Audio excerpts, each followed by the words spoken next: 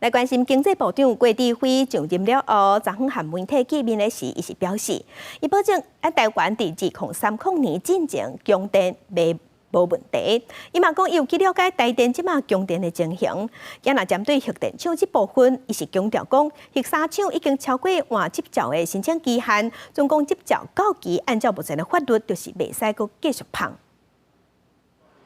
经济部长郭志辉伫就任在伊讲了第一摆办媒体见面会，但是因为台湾最近一直传出失电的事故，敢若桃园4月份就停电35摆，各界嘛关心台湾敢会当来稳定供电。7月的这个夏天，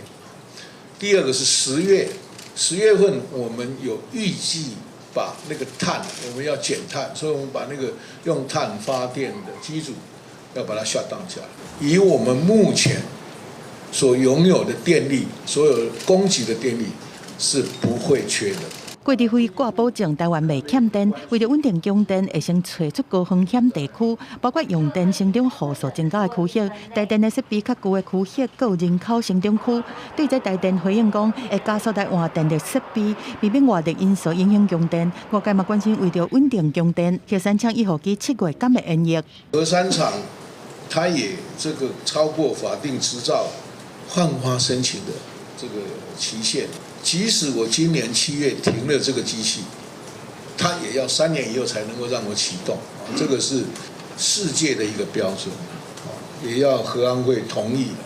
郭志辉伫就任了后，毋但是面对供电和能源政策的考验，以半导体产业来讲，包括台积电、联电拢伫海外扩厂，未来敢够会困扰台湾。所有的先进制程的研究发展都留在台湾。所以对台湾的半导体，我个人完全没有这个